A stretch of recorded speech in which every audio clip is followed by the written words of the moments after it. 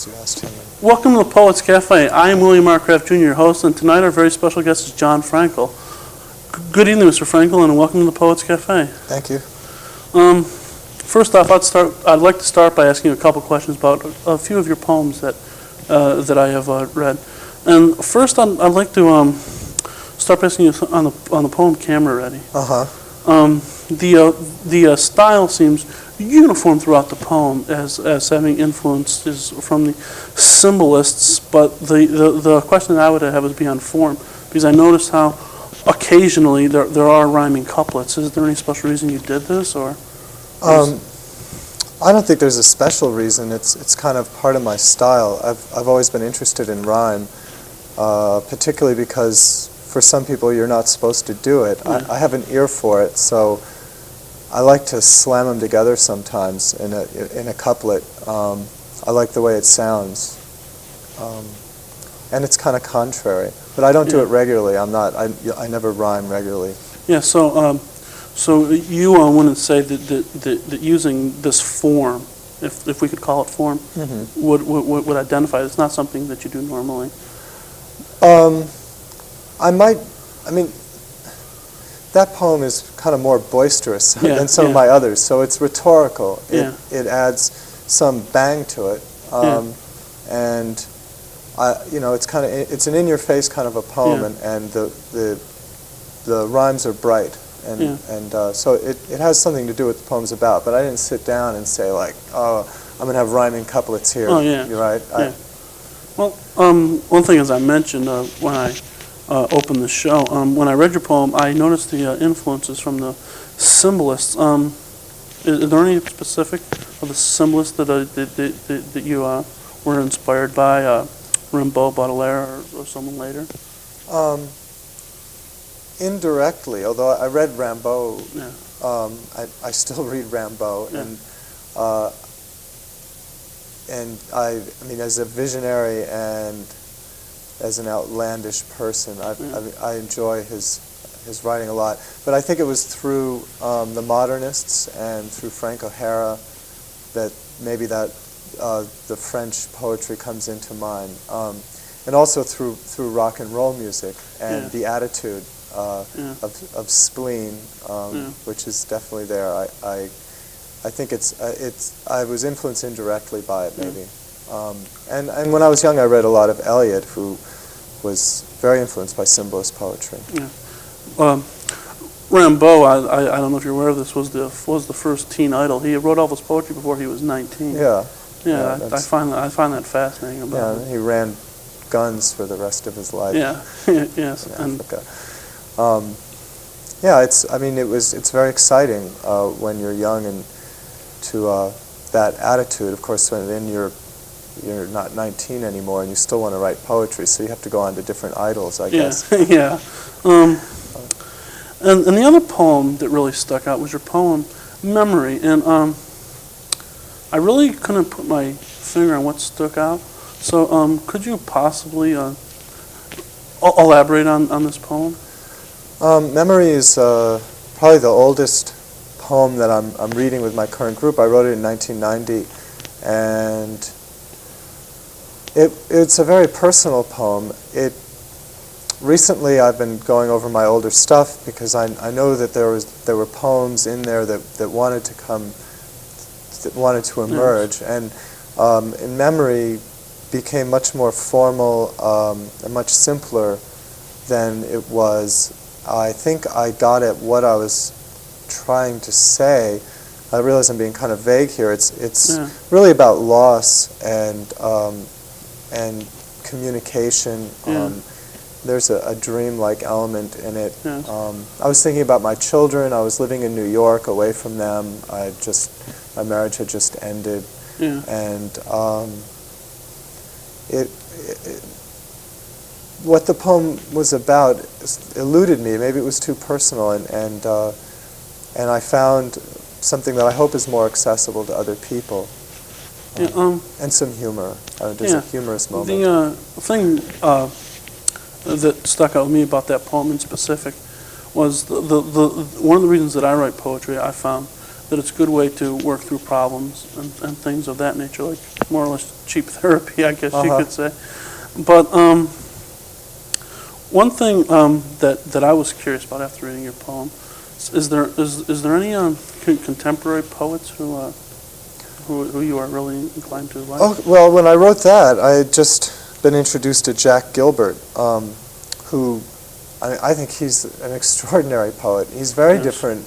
He doesn't fit into any particular school. He's not of the plain school. He's very, very emotional and somehow austere at the same time. A friend of mine compared his poems to Keith Richards' guitar solo at the beginning of "Sympathy for the Devil," and you would never know it reading. The poems are so controlled, but each line kind of there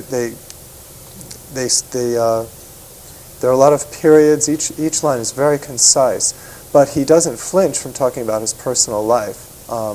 So I guess I felt freer to be more personal. I realized that up until then I was not really. Whenever I came too close to saying what I meant, I would change the words to mean something different. And he was the first poet I read that I felt was able to say something about himself without sounding like he was whining. There's Jack Gilbert as well. Well, one thing I'm curious about, are there any readings that you've given in the area recently, or are there any you have planned in the near future? Or? Well, I read at open readings whenever I can, and in January I read at La Forza, and I'll continue going to the open to their readings. Yes. And at the Big Red Barn, whenever I can find a way to get out of work and someone to watch my kids, I read at those open readings. Other than that, and other than this show, I don't think I'll be doing anything this year. But I don't know if someone asks me to read. Yeah, well, we're more than happy to give you this format to read your poetry, because I thought it was very powerful and very good poetry. Thank you. And we're very glad to have you on this program this evening. Well, at this point, we're going to wrap up the interview. We're going to have a short intermission, and then we're going to come back, and John Frankel is going to read some of his poetry for us. Thank you. We'll be right back after this short message.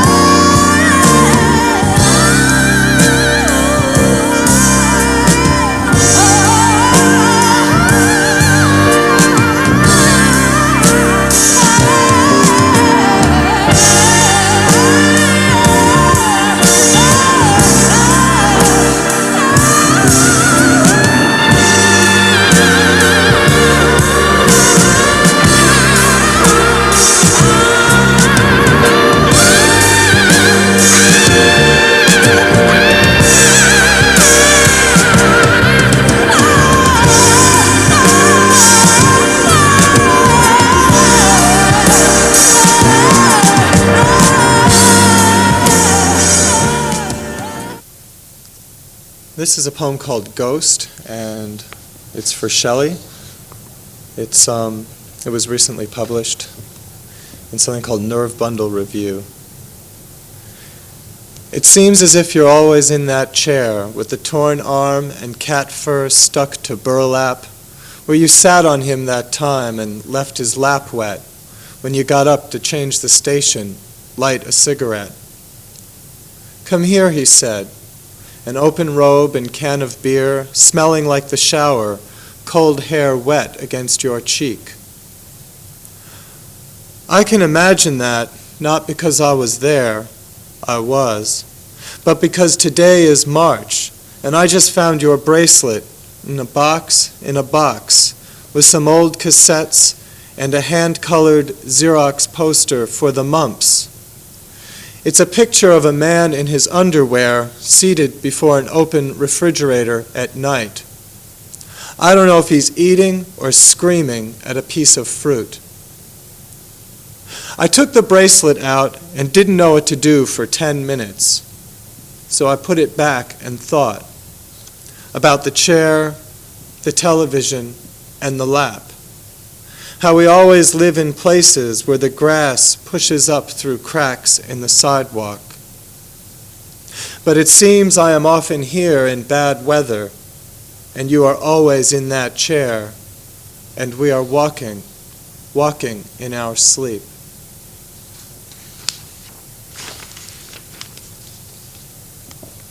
The names, elegy. Everywhere the names are spoken, as if this door remains unpainted, hollow, cheap. Mud-spotted boots with stiff laces, right, left of left. The name behind the door, all those petals shut in the fields, bodies forked into soil.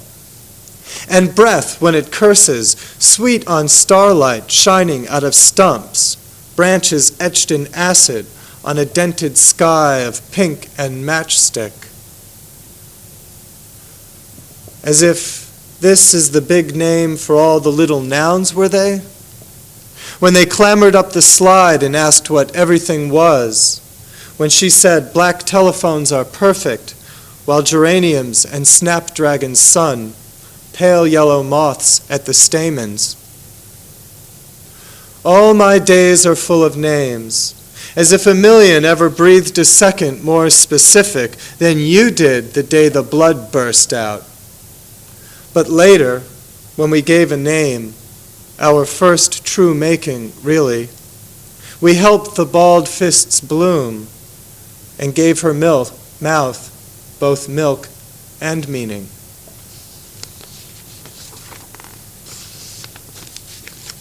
Strange dates. Sunday night sessions with Virgo are strange. She asks me how I am, and I say, girlfriend. The Spanish tiles of this old kitchen, hieratic lions on a field of indigo, and black frying pans above the stove. Her earrings look like tangerines and crayons, turning as she speaks, blowing fog across her tea, more and more like acts of nature, growing fangs of ice that hang off branches, sky of tarnished brass, and sun rubbed clean. I don't like my sign, she says. Well, of all the things you can't change that aren't even real. The earth swings through copper sky, trees crash together, and the lake is stained with cloud. We explore each other's words with care, hoping to pop each raindrop. One by one they go. I love you. Can you get the groceries? It's for you. Phone call for Virgo. Dancing in the shower when the upstairs toilet flushes. Head completely drained of blood.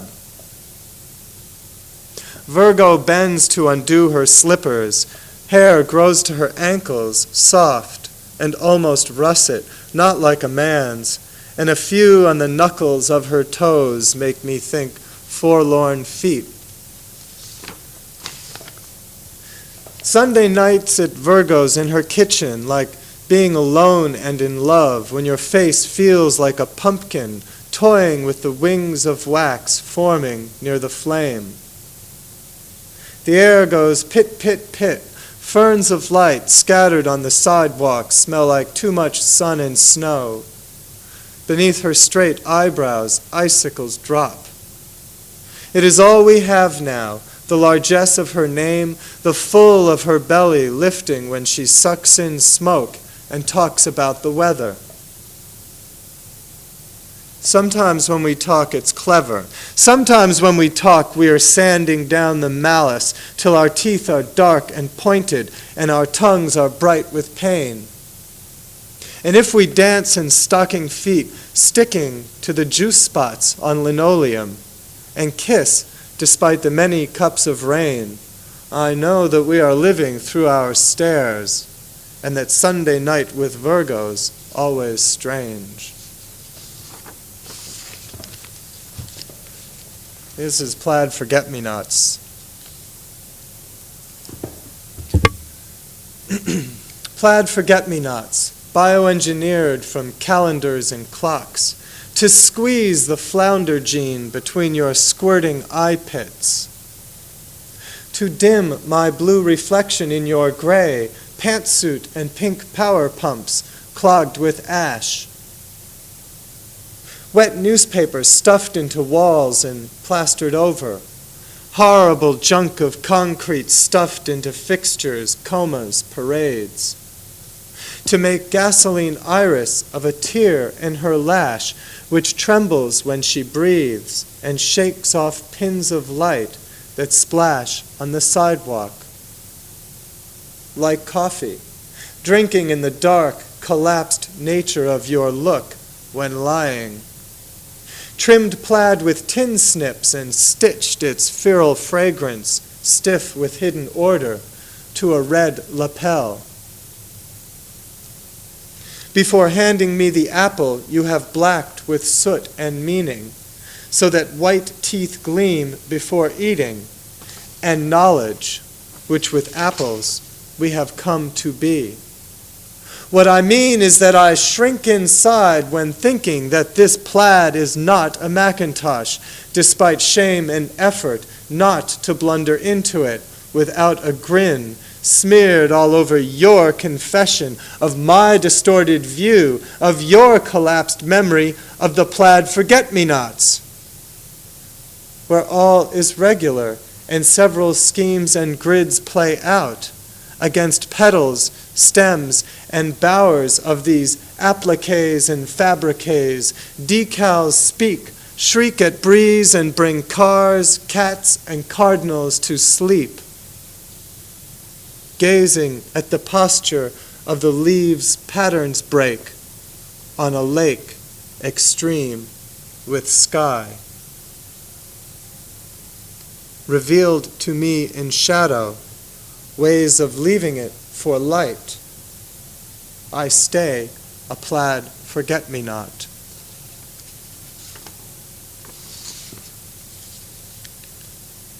This is for Peter. Everything always repeats. A taste of sky is a warm blue taste, touched by day, by night. Dawn opens an apricot parasol, and you drop through the scarves of cold copper blue, cracking the branches, till nothing will repeat or leave you.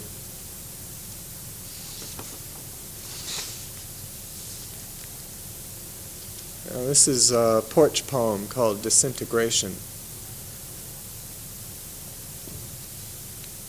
The world is inside out. Lights hang from cells, nucleotides turn in motes. Eyes colonize my head like mitochondrion and nucleus. They merge to make me think in double talk of book and rose. Nerves impressed by light dissolve into salt and wave. Every slowed second blinks and boils the trees in ink. A motorcycle drags its Doppler pearl through the porcelain mist. Shadows slap at walls. Fangs of grass grip the earth. Angled air breaks through my ribs, and the long string of out and in is done.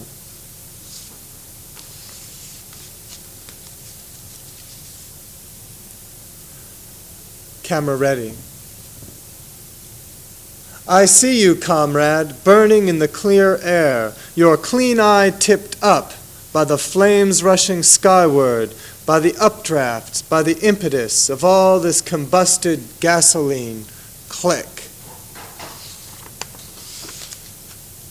The man named Conrad waits to blow out the wick, wants to follow every sick detergent hero who blasts by his camera-ready eye, the crash of limos and confetti.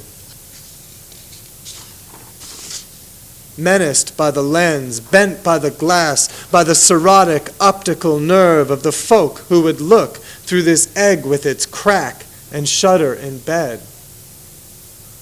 All flesh enmeshed in pixels, drawn tight to the hair end, in operatic lightscapes where the cynical cyan stalks like a 6-foot mantis.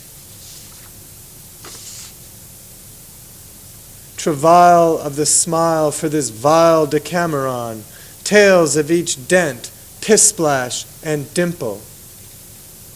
My own law for you, supine in my box, Jarlsberg head on the velvet brick, composed by the indifferent click. The last poem I'm going to read is Memory.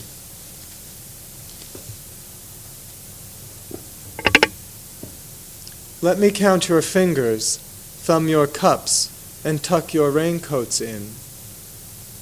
White handlebars lock horns with iron gates, St. Mark's Church in the rain. A shopping bag wraps around my feet, lets go, and crosses cobblestones. Pests swarm over dirty dishes. The coat is warm but frayed. My hands are cold until they come into skin and hair. But the sky is strange with clouds and sun. I said, Eurydice, come home. You said, but I'm Persephone. This is my home.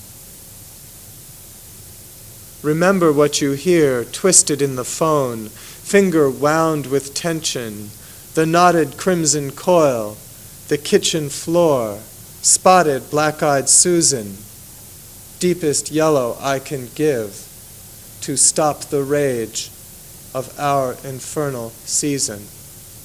Thank you. Well, I'd like to thank John Frankel one last time for joining us today on the Poets Cafe. And I would like to remind everyone to tune in next Friday at 8 p.m. when we're going to have our Valentine's special. Watch. It will be quite an experience. And one last time, thanks to John Frankel, and good evening.